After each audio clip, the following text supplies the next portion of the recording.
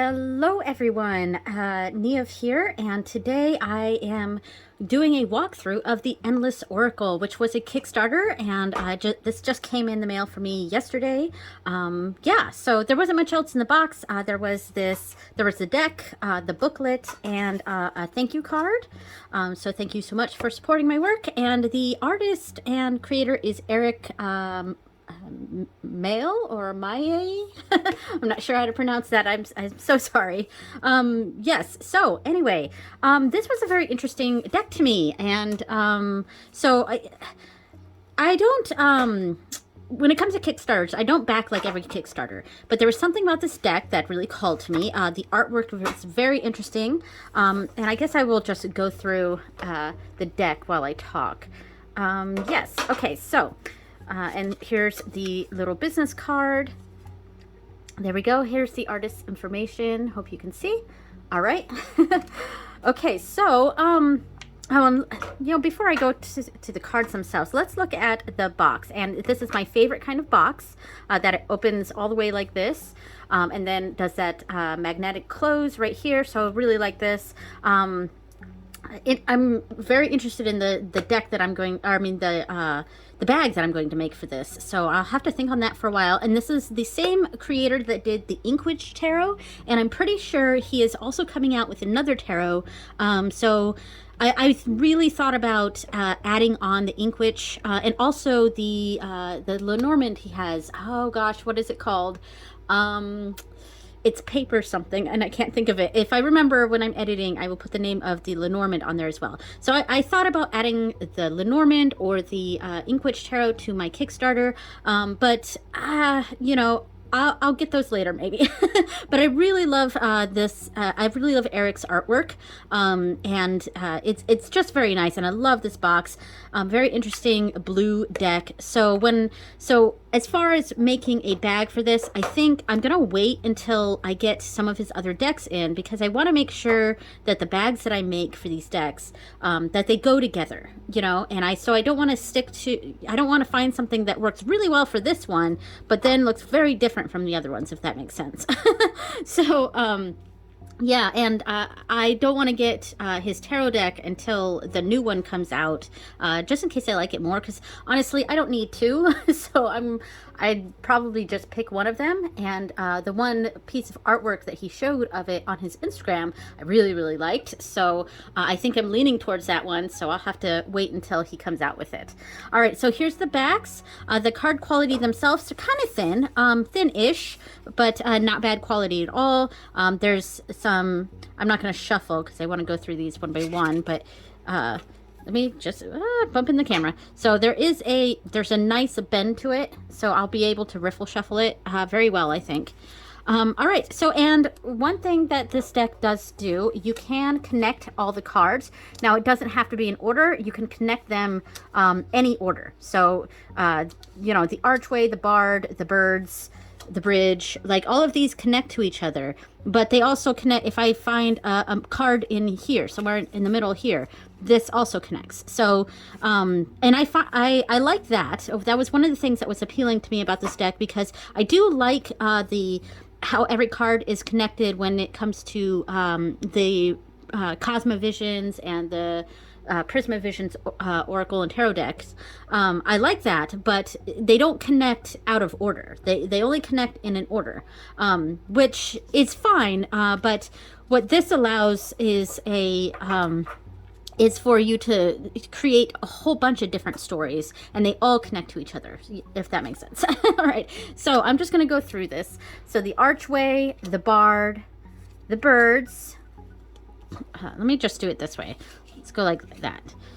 The bridge, the butterfly, the cat. That one's really pretty. The cave, the clashing armies. Interesting. The cohort, the cottage in the woods. I like that. The crossroad. Makes me think of Lenormand. Oops, I am bumping the camera left and right here. The dark figure, the diplomat, the distant walled city. Wow, this kind of makes me think of my Citadel deck. The dog, Nice. The fairy ring. I like that one. And this artwork also was appealing to me because it's detailed, but it's also kind of simplistic, and I think it's because of the limited color palette. Like, it's a lot of these darker blues, but there is these pops of color here and there. So the fallen hero, the fawn, the fields, the figure by the fire, the fisher, the forest, the gathering clouds, the giants. Oh my god, I love this card. This makes me think of like Princess Mononoke, when the great forest spirit is walking around, and like, you know, right before he's looking for his head, you know, because, yes. Oh yeah, I love this card. This might be my favorite card because it really makes me think of Princess Mononoke, and that's my favorite movie. So, all right, the goddess, the graveyard, the healer, the herald. I love the rainbow here. Really nice. The knight, the lighthouse, the lightning striking, the merchant. Interesting. The mirror pool. The mountain.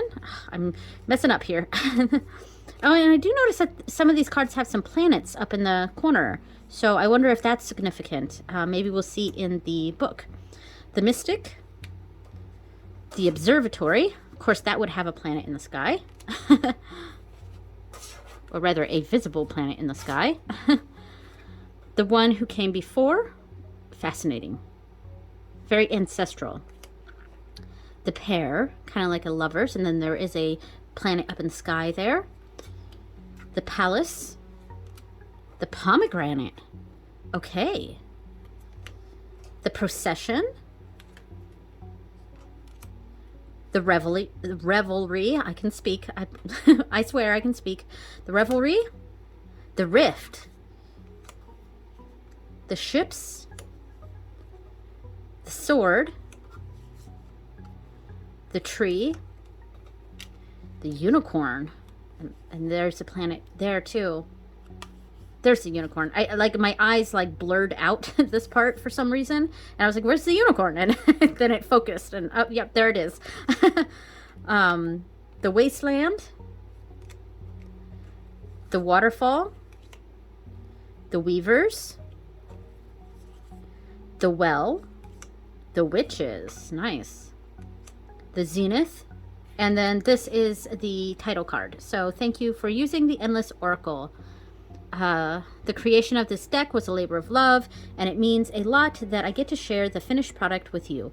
I hoped to create a deck that could be used intuitively with cards that would have no set meaning, but could rather be could rather take on an infinite number of interpretations based on how they were placed alongside alongside others. I hope that the Endless Oracle inspires your intuition and imagination and offers up insights to you in ways that are special and unique.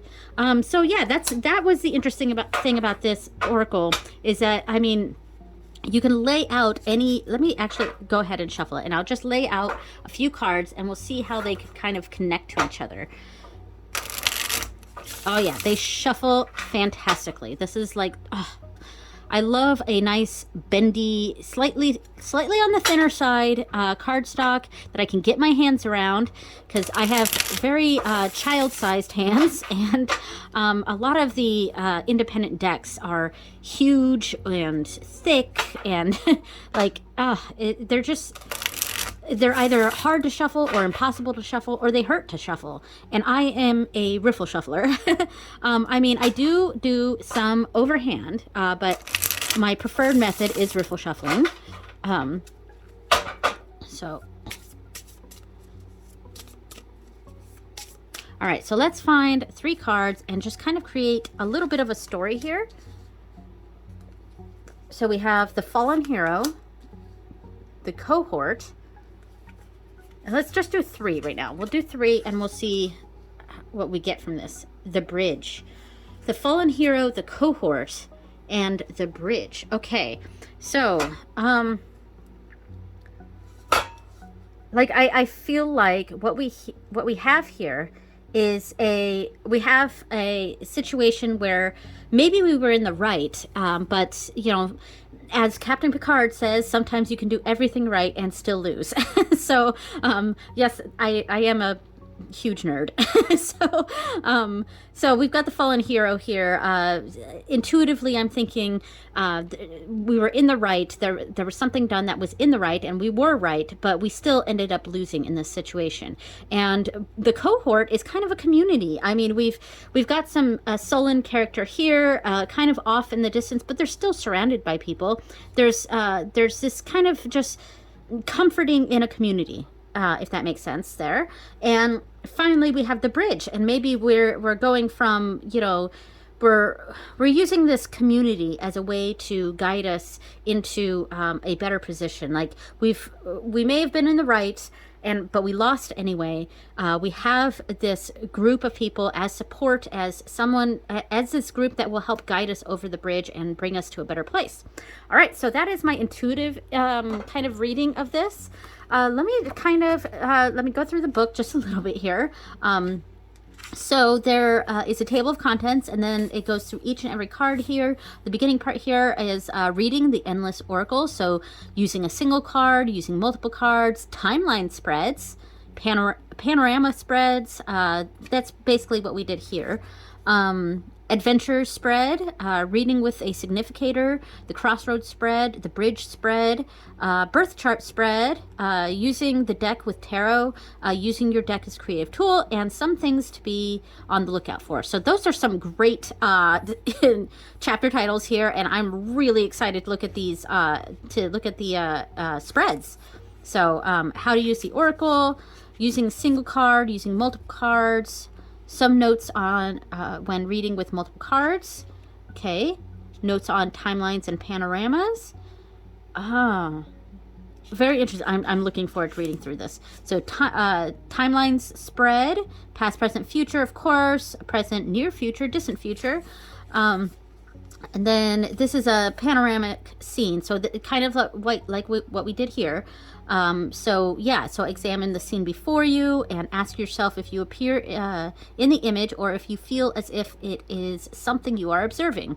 Interesting. That's interesting. So the cohesive scene, one cohesive scene. Okay. And then there's the adventure spread. Very interesting. So there's 8 cards that just laid out like a storyboard. And it's the herald, the hero, the sidekick, the challenger, the mentor, shapeshifter, trickster, shadow. Very interesting. I'm looking forward to doing that one. That one sounds very interesting. Okay, so a deeper insights into the adventure spread. Nice. Okay, reading with a significator. Other significators, crossroad spread. So this is so it's 3 here, 3 here, and 1 in the middle. So 7 cards. Yep, 1, and then 2, 3, 4. Okay, crossword spread, very interesting. Bridge spread. So a lot of these spreads are just like, it's another like almost panoramic thing. So that makes sense considering the nature of this deck. Using the tarot with this deck, and they used the Inkwitch Tarot, of course. That makes sense. So they got the unicorn with the magician, the forest with the Wheel of Fortune, and the butterfly with death. Oh, and that makes sense. The butterfly with death. That makes a lot of sense. Transformations. So, and then also using it as a creative tool for like writers or artists, things like that. All right, so glossary of the cards. Let's find the fallen hero. All right, so the bridge is right here. We'll come back to that page. We've got the cohort, which is right here. And so the fallen hero. All right, I'm not going to read all of this, of course. Yeah, so the fallen hero signals. So I'm not gonna read the whole thing. I'm just gonna read the keywords here. So sacrifice, painful truth. That's true.